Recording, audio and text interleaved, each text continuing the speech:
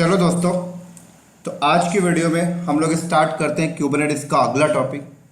और दोस्तों, आज की वीडियो में हम लोग बात करेंगे क्यूबरनेटिस डिप्लॉयमेंट स्ट्रेटजीज के बारे में। तो यहाँ पे टाइप कर देता हूँ मैं टॉपिक का नाम, क्यूबरनेटिस डिप्लॉयमेंट।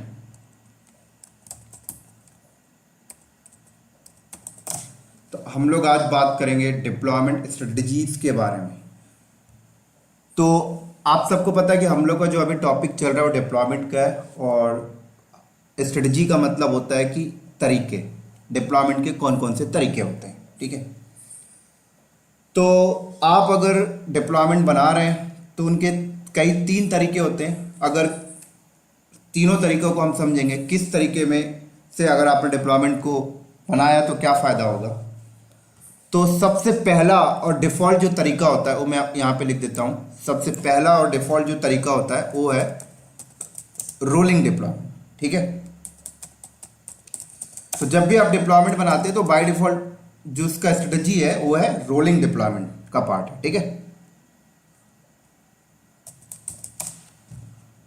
और सेकंड की बात करो तो रिक्रिएट, ये एक सेकंड स्ट्रेटजी है। और थर्ड की बात करूं जो सबसे इंपॉर्टेंट है और सबसे यूजफुल है वो है कैनरी डिप्लॉयमेंट। ठीक है, क्या है? कैनरी डिप्लॉयमेंट, जिसको आप लोग इंडस्ट्री में ब्लू एंड ग्रीन डिप्लॉयमेंट भी बोलते हैं। क्लियर? और जिसको आप लोग इंडस्ट्री में रेड एंड ब्लैक डिप्लॉयमेंट भी बोलते हैं। तो हम लोग एक एक करके तीनों को समझेंगे, rolling deployment and recreate and canary deployment, बोले तो blue and green deployment, red and black deployment के बारे में। तो ये क्यूबरनेटिस डिप्लॉयमेंट के स्ट्रेटजी के तीन टाइप होते हैं। बाय डिफॉल्ट आप जब डिप्लॉयमेंट बनाते हैं तो वो रोलिंग डिप्लॉयमेंट का पार्ट होता है। ठीक है, तो पहले बात करते हैं रोलिंग डिप्लॉयमेंट में क्या होता है। तो मान लीजिए आपने एक डिप्लॉयमेंट यहां पर क्रिएट किया, ये आपने एक डिप्लॉयमेंट बनाया। ठीक है,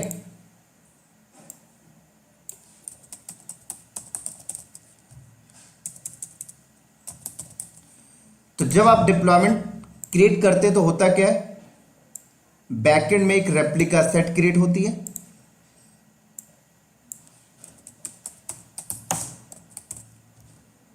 और आपने डिप्लॉयमेंट के अंदर जितने पॉड बनाए उतने पॉड यहां पर क्या होंगे, क्रिएट हो जाएंगे। राइट,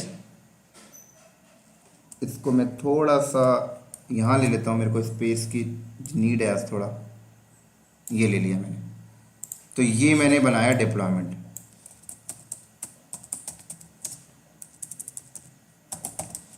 तो डिप्लॉयमेंट के नीचे में क्या बन गया, आपका रेप्लिका सेट बन गया।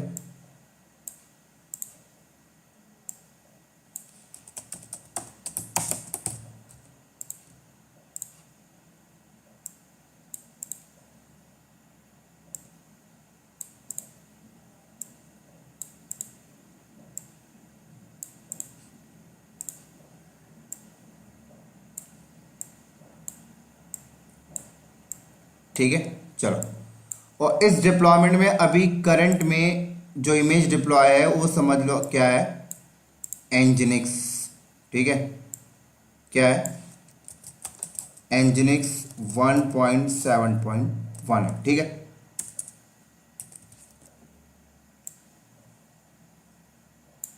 चलो।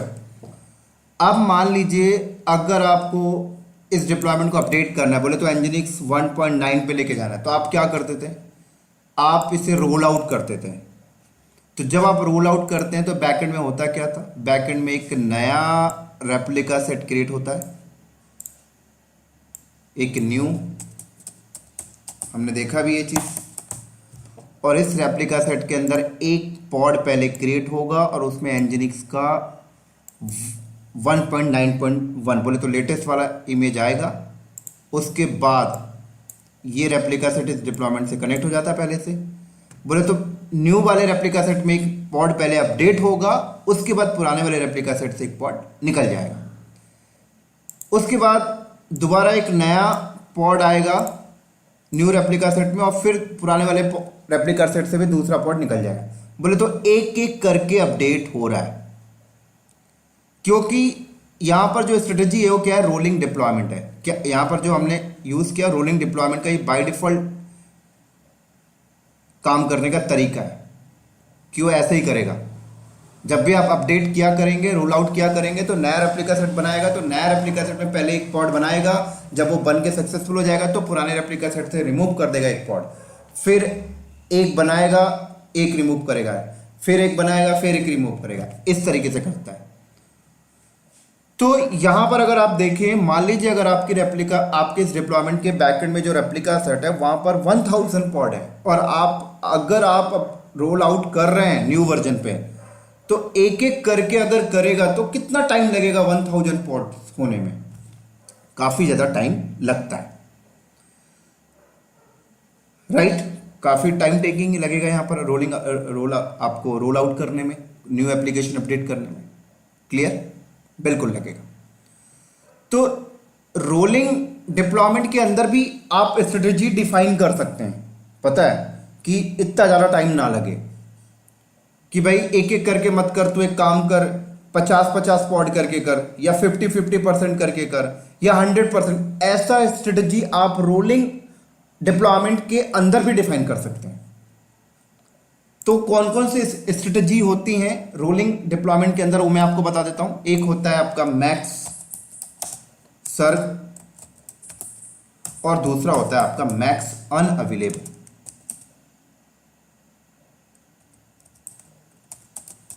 दो टाइप के होते हैं। तो मैक्स सर्ग और मैक्स अनअवेलेबल का मतलब क्या समझते हैं? सबसे पहले समझते हैं मैक्स सर्ग। अब देखिए, जब आप रोल आउट करते हैं तो आप रोलिंग डिप्लॉयमेंट के अंदर स्ट्रेटेजी में डिफाइन कर सकते हैं। अगर आपने मैक्स सर्ग में वैल्यू मान लीजिए आपने अगर 2 दे दिया है, तो क्या होगा पता है? जब भी आप रोल आउट करेंगे, तो जब न्यू रेप्लिका सेट बनेगा, तो न्यू रेप्लिका सेट में एक साथ 2 पॉड रेडी हो जाएंगे, एक साथ 2 पॉड होंगे। और जब एक साथ 2 पॉड रेडी हो जाएंगे, तो फिर यहां से एक साथ 2 पॉड बाहर हो जाएंगे, क्योंकि 2 पॉड आ गए। रेप्लिकेशन कंट्रोलर को तो 4 चाहिए था, तो 2 आ चुके हैं, तो 2 बाहर हो जाएंगे। ऐसी मैक्स सर्ग में अगर मैंने 4 बता दिया मान लीजिए वैल्यू, तो जब भी आप रोल आउट करेंगे, तो जो न्यू रेप्लिका सेट बनेगा उसमें एक साथ 4 पॉड रेडी हो जाएंगे। तो एक साथ जब 4 पॉड रेडी हो जाएंगे, तो यहां पर जितने भी होंगे 4 थे हट जाएंगे, क्योंकि डिप्लॉयमेंट को तो 4 ही चाहिए। क्लियर? ऐसी अगर मैक्स अनअवेलेबल की बात करें हम लोग, तो मैक्स अनअवेलेबल में क्या होता है कि अगर आप मैक्स अनअवेलेबल में वैल्यू अगर आपने 1 दे दी है, और मैक्स सर्ग में अगर आपने वैल्यू अभी नहीं दी, मान लो आपने मैक्स सर्ग में वैल्यू नहीं दी, आपने मैक्स अनअवेलेबल में वैल्यू 1 दे दी है, तो इसका मतलब क्या पता है कि जब भी आप अपडेट करेंगे, तो न्यू रेप्लिका सेट में पॉड पहले नहीं आएगा, पहले पुराने वाले से पॉड हटेगा, एक पॉड, और उसके बाद न्यू रेप्लिका सेट में आएगा। तो अनअवेलेबल का मतलब ही है कि आप अपनी एग्जिस्टिंग रेप्लिका सेट में कितने पॉड अनअवेलेबल करना चाहते हैं। अगर आप मैक्स सर्ग में वैल्यू दे रहे हैं, तो क्या होता था, एग्जिस्टिंग रेप्लिका सेट की पूरे पॉड चल रहे हैं, न्यू रेप्लिका सेट में पहले वो बन जाता है, देन उसके बाद पुराने रेप्लिका सेट से पॉड निकल रहा था। लेकिन अगर आपने मैक्स सर्ग में वैल्यू नहीं दिया या 0 दे दिया, और आपने मैक्स अनअवेलेबल में 1 दे दिया, तो जब भी आप रोल आउट करेंगे, तो पहले एग्जिस्टिंग रेप्लिका सेट, बोले तो पुराने रेप्लिका सेट से एक पॉड यहां से हटेगा पहले। जब ये एक हट जाएगा, देन उसके बाद न्यू रेप्लिका सेट में एक पॉड बनेगा। इसी तरीके से अगर आपने यहां पर 2 कर दिया, तो एग्जिस्टिंग रेप्लिका सेट में पहले 2 पॉड तुरंत से हट जाएगा। जब तुरंत से 2 पॉड हट जाएगा, डिप्लॉयमेंट को 4 पॉड चाहिए, तो तुरंत से उसके बाद बनेगा न्यू रेप्लिका सेट में। तो अगर आप मैक्स अनअवेलेबल को यूज करते हैं, तो आप देखिए आपके करंट में पॉड कुछ अनअवेलेबल मोड में आ जाएंगे, है ना। जैसे आपके 4 पॉड चल रहे हैं, अगर आप मैक्स अनअवेलेबल की स्ट्रेटजी को यूज करेंगे तो चार में से जब आप रोल आउट करेंगे तो दो ही पोर्ट आपके अवेलेबल रहेंगे, दो अनअवेलेबल स्टेज में आ गए। और अगर मान लीजिए आपके पास बहुत ज़्यादा ट्रैफिक है कस्टमर के एंड से, तो आपको थोड़ा सा स्पीड को लेकर दिक्कत हो सकती है। तो इसीलिए मैक्स अनअवेलेबल को यूज मत करिए, आप मैक्स अनअवेलेबल पे वैल्यू 0 करके रखिए और मैक्स सर्ग में वैल्यू आप बढ़ा के रखिए। तो मैक्स सर्ग में अगर आप वैल्यू देते हैं तो क्या होगा, एग्जिस्टिंग रेप्लिका सेट के पॉड्स को नहीं छेड़ेगा, पहले न्यू रेप्लिका सेट में पॉड उतने आ जाएंगे जो वैल्यू दिए, जब वो आ जाएंगे देन उसके बाद फिर यहां से हटा करेगा। तो ये तो हो गई रोलिंग डिप्लॉयमेंट। हालांकि अगर आप ये मैक्स सर्ग और मैक्स अनअवेलेबल नहीं डिफाइन करते हैं तो फिर वो अपना बाय डिफॉल्ट बिहेवियर चलता है 1 to 1 बोले तो न्यू रेप्लिका सेट पे पहले 1 ऐड होगा, फिर पुराने वाले से हटेगा, फिर ऐड होगा, फिर पुराने वाले से हटेगा। ये आप डिफाइन कर देते हैं तो थोड़ा सा आपके अकॉर्डिंग कस्टमाइजेबल हो जाता है। ठीक है, इसी तरीके से आप मैक्स सर्ग और मैक्स अनअवेलेबल में नंबर को ना डिफाइन करके आप परसेंटेज में भी डिफाइन कर सकते हैं। पता है, जैसे कि आप यहां पर ऐसे बोल सकते हैं 25% या 50%। क्योंकि होता क्या है, मान लीजिए रेप्लिका सेट में आपके 1000 पॉड हैं और आप चाहते हैं यार कि जब भी आप रोल आउट करें तो 10 पॉड पहले आ जाए, तो आपको नंबर देना पड़ेगा। आप एक परसेंटेज पास कर सकते हैं कि 25%, तो एग्जिस्टिंग रेप्लिका सेट में जितने भी पॉड है उसके 25% पॉड पहले आ जाए, या 25% पॉड पहले अनअवेलेबल मोड में हो जाए, 50%। तो ये डिफाइन कर सकते हैं, बोले तो परसेंटेज में भी और नंबर में भी। जब इसकी प्रैक्टिकल करेंगे तो और ज़्यादा क्लियर हो जाएगा। तो ये रहा एक आपका रोलिंग डिप्लॉयमेंट, बोले तो कुबरनेटिस डिप्लॉयमेंट स्ट्रेटजी का पहला पार्ट ये रहा, रोलिंग डिप्लॉयमेंट। क्लियर। दूसरा बात करते हैं रिक्रिएट का। रिक्रिएट में क्या होता है, तो मान लीजिए अगर आपने डिप्लॉयमेंट क्रिएट किया और आपने स्ट्रेटजी रिक्रिएट डिफाइन किया तो क्या होगा। उस केस में क्या होता है कि जब भी आप रोल आउट करते हैं, तो जब भी आप रोल आउट करते हैं तो कोई भी नया रेप्लिका सेट बैकएंड में नहीं बनता। रिक्रिएट के केस में क्या होता है, अगर आपने Kubernetes deployment strategy recreate use करते हो तो आपने जो डिप्लॉयमेंट बनाया है उस डिप्लॉयमेंट में कोई भी रोल आउट करते हैं तो अपडेट होते टाइम नया रेप्लिका सेट वो नहीं बनाता, वो क्या करता है एग्जिस्टिंग रेप्लिका सेट के ही पॉड को रिक्रिएट करता है। तो मान लीजिए एनजीनिक्स 1.7 चल रहा है और आपका ये डिप्लॉयमेंट का स्ट्रेटजी क्या है, रिक्रिएट है। तो जैसे ही आप रोल आउट करते हैं, आपने रोल आउट करते टाइम बोला कि भाई एनजीनिक्स 1.9.1 चले जा, तो ये नया रेप्लिका सेट नहीं बनाएगा, ये क्या करेगा, इन्हीं पॉड को टर्मिनेट करेगा, उसके बाद नया पॉड बनाएगा जिसमें एनजीनिक्स ये डाल देगा। तो ये रिक्रिएट है। लेकिन इसमें देखें तो डाउन टाइम आ गया भाई, क्योंकि बंद हो रहा है ना, तो ये रहा रिक्रिएट। लेकिन आपको देखिए रिक्रिएट में थोड़ा सा स्पीड आपको अच्छी मिल रही है ना, क्योंकि जल्दी हो जाएगा ये। तो डिपेंड करता है कि आप किस सिनेरियो में बैठ के काम कर रहे हैं। तो रिक्रिएट भी हो सकता है आपको जरूरत पड़ जाए, आप क्यूए इन्वायरमेंट में काम कर रहे हैं तो रिक्रिएट आप यूज कर लें भाई। ठीक है, प्रोडक्शन में तो भाई रोलिंग डिप्लॉयमेंट ही बेस्ट है मेरे हिसाब से। चलो, तो ये हो गया रोलिंग डिप्लॉयमेंट और ये हो गया रिक्रिएट। अब बात करते हैं सबसे इंपॉर्टेंट कैनरी डिप्लॉयमेंट, बोले तो जिसको आप बोलते हो ब्लू एंड ग्रीन डिप्लॉयमेंट, जिसको आप बोलते हो रेड एंड ब्लैक डिप्लॉयमेंट। और कैनरी डिप्लॉयमेंट के अंदर आप ये रोलिंग डिप्लॉयमेंट के स्ट्रेटजी को भी यूज कर सकते हैं। तो अब समझाता हूं canary deployment, blue and green deployment, red and black deployment. सबसे ज्यादा इंडस्ट्री में इसी को यूज किया जाता है। देखो इसमें क्या होता है, ये आपने एक बनाया क्या, ये आपने बनाया एक डिप्लॉयमेंट, ठीक है। डिप्लॉयमेंट के अंदर आपने क्या बनाया, डिप्लॉयमेंट के अंदर आपने बनाया नहीं, अपने आप क्या बन गया, रेप्लिका सेट। इसको थोड़ा सा यहां ले लेता हूं मैं,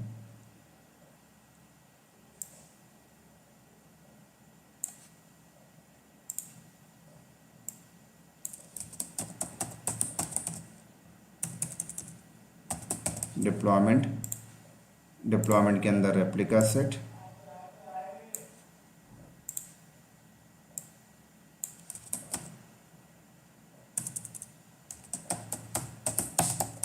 और रेप्लिका सेट के अंदर आपके पॉड्स, ये बात आप सबको पता है,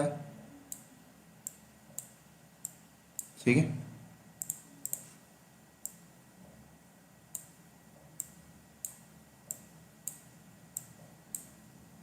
और ये भी पता है कि अगर आप बाहर से एक्सेस करवाना चाहते हैं अपनी सर्विस को, सॉरी अपने डिप्लॉयमेंट को, तो आप क्या करते हैं, सर्विस बना देते हैं, ठीक है। लिख देता हूँ यहाँ पर मैं, सर्विस की टॉपिक हम लोग आगे स्टार्ट करेंगे अभी। और इसी तरीके से आपका ये सेकंड डिप्लॉयमेंट हो गया।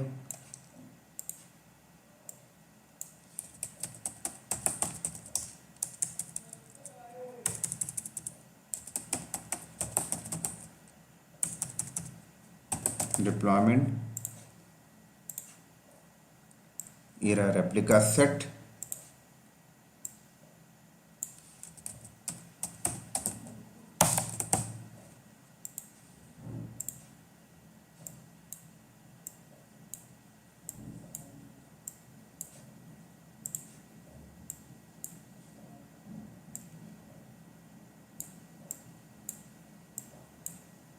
ठीक हो गया। इसके ऊपर भी सर्विस है।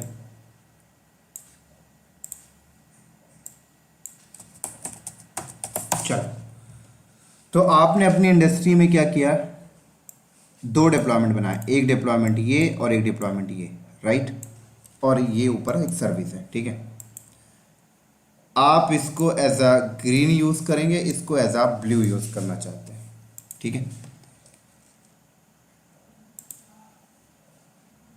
और क्या होता है देखिए, ऊपर में आप यहाँ पर एक लगाएंगे इंग्रेस कंट्रोलर, लगाएंगे आप यहाँ पर एक, ठीक है। जो आगे हम लोग पढ़ेंगे इंग्रेस कंट्रोलर, बहुत सारे इंग्रेस कंट्रोलर यहाँ पर होते हैं।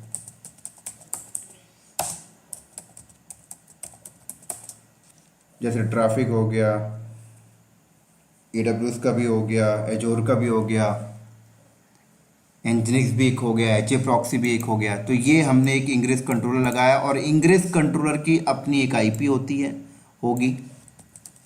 मान लीजिए ये IP है फॉर एग्जांपल, और ये इंग्रेस कंट्रोलर इस सर्विस से भी बात करेगा और इस सर्विस से भी बात करेगा, ठीक है। और देन उसके बाद आप टॉप में यूज करेंगे अपने DNS। क्या यूज करेंगे, DNS।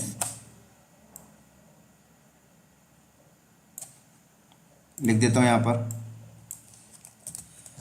तो DNS में आप एंट्री कर रखा होगा अपना इंग्रेस कंट्रोलर की IP को, और मान लीजिए आपने DNS होस्ट कर रखा है www.cloudknowledges.com, ठीक है।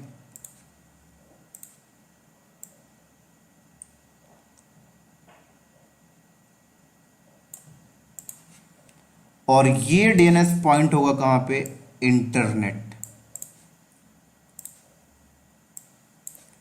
और ये कस्टमर बैठा हुआ है, ऐसे नंबर ऑफ कस्टमर हो सकते हैं।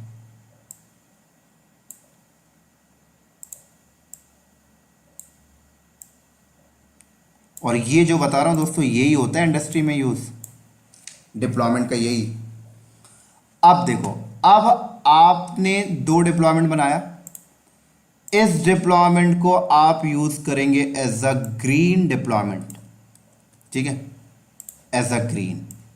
ये आपका एज अ ग्रीन है, और ये हो गया आपका एज अ ब्लू, ये हो गया एज अ ब्लू, ठीक है।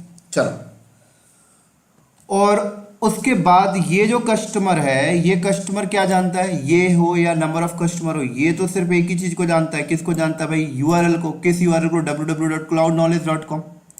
तो ये अपने सिस्टम से हिट मारेगा किसको, www.cloudknowledges.com को हिट मारेगा। तो जब ये www.cloudknowledge.com को हिट करता है, तो ट्रैफिक का फ्लो क्या बनेगा वो समझा देता हूं। ट्रैफिक का फ्लो कहां पे जाएगा, ये जाएगा भाई सबसे पहले DNS के पास क्वेरी करने, डीएनएस बोलेगा भाई आईपी तो इंग्रेस कंट्रोलर का है, इधर भेज देगा। अब ये इंग्रेस कंट्रोलर पे हमने बता रखा है कि भाई ये जो डिप्लॉयमेंट है और ये जो डिप्लॉयमेंट है, इस डिप्लॉयमेंट को हम एज अ प्रोडक्शन एनवायरनमेंट के तौर पे यूज कर रहे हैं। बोले तो जो भी कस्टमर बाहर से आता है, हमने इंग्रेस कंट्रोलर को बताया कि सारी ट्रैफिक आप इधर भेजिए, इधर इधर आपको नहीं भेजनी है।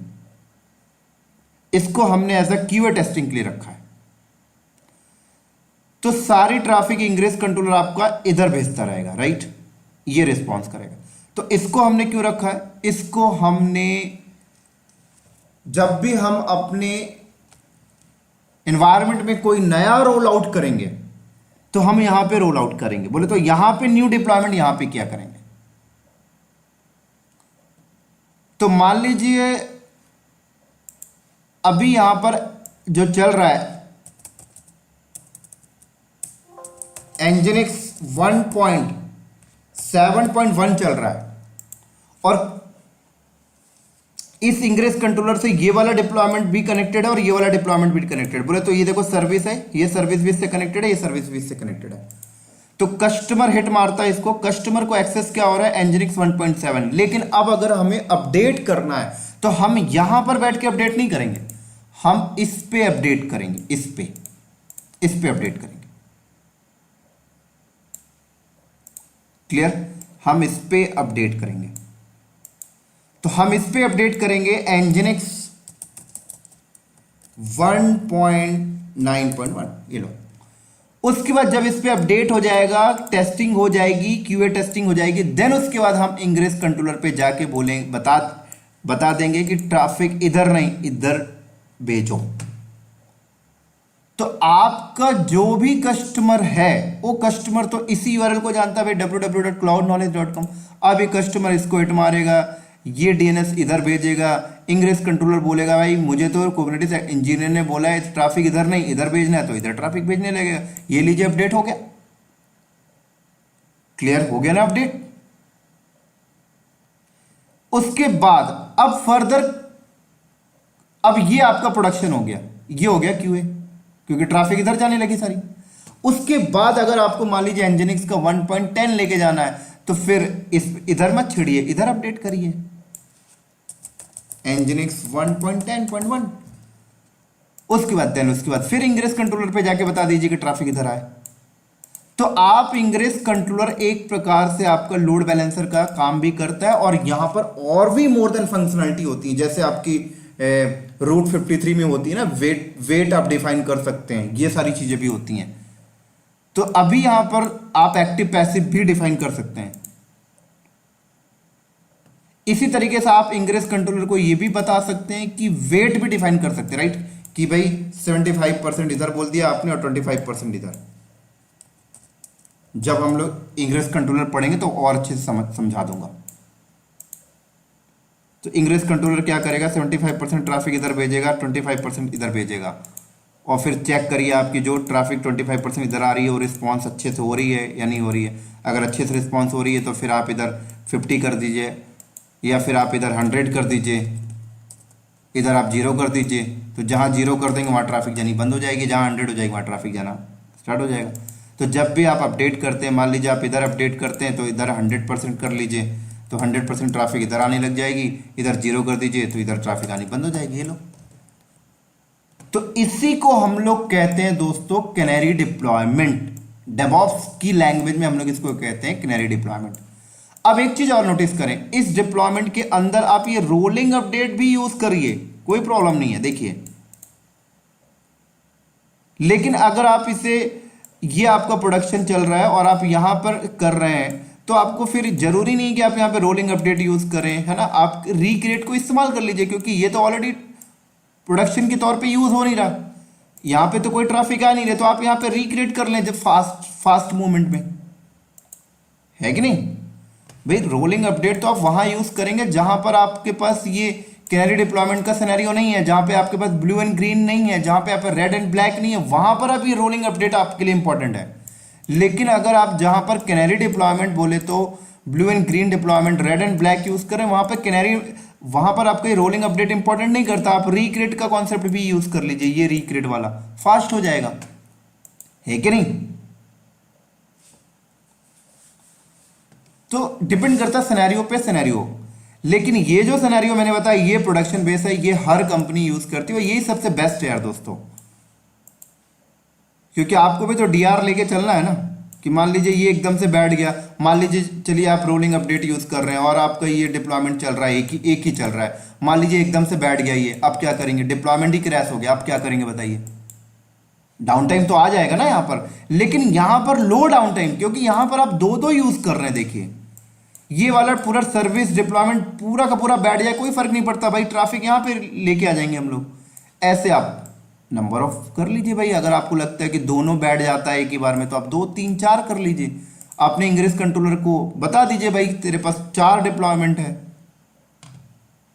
वेट डिफाइन कर सकते हैं आप, 4 लगा के आप वेट डिफाइन कर सकते हैं कि 25% इधर, 25% इधर, 25% इधर, 25% इधर, क्योंकि वेटेड बेस राउटिंग यहाँ पे सपोर्टेड है। तो ये बेनिफिट होता है दोस्तों कैनरी डिप्लॉयमेंट को, तो इसी को हम लोग कहते हैं कैनरी डिप्लॉयमेंट। तो कई बार इंटरव्यू में पूछा जाता है कि आपने कैनरी डिप्लॉयमेंट किया है कुबरनेटिस में, तो यही है कैनरी डिप्लॉयमेंट।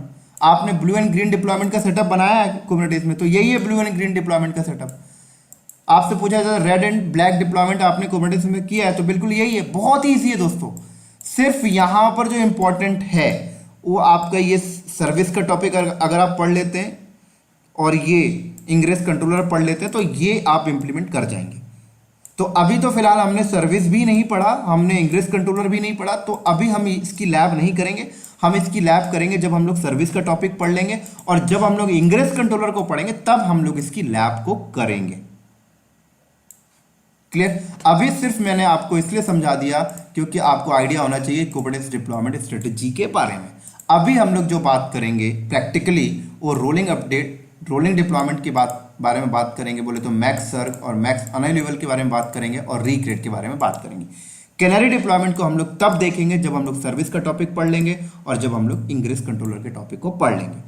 तो आई थिंक इस लेक्चर के 6-7 लेक्चर के बाद ये टॉपिक आ जाएगा, बट उम्मीद करता हूं ये ऑब्जेक्ट बेस पे आपको इंफॉर्मेशन समझ में आया होगा, क्योंकि इंटरव्यू में बहुत ही ज़्यादा इस सिनेरियोस को लेकर क्वेश्चन पूछा जाता है। तो ठीक है दोस्तों, फिर हम लोग अगले वीडियो में मिलते हैं रोलिंग डिप्लॉयमेंट के प्रैक्टिकल के साथ। बोले तो मैक्स सर्व और मैक्स अनअवेलेबल को किस तरीके से यूज़ किया जाता है एंड रिक्रिएट को किस तरीके से यूज किया जाता है, तो इसके प्रैक्टिकल के साथ मिलते हैं हम लोग नेक्स्ट वीडियो में। तब तक के लिए दोस्तों बाय बाय।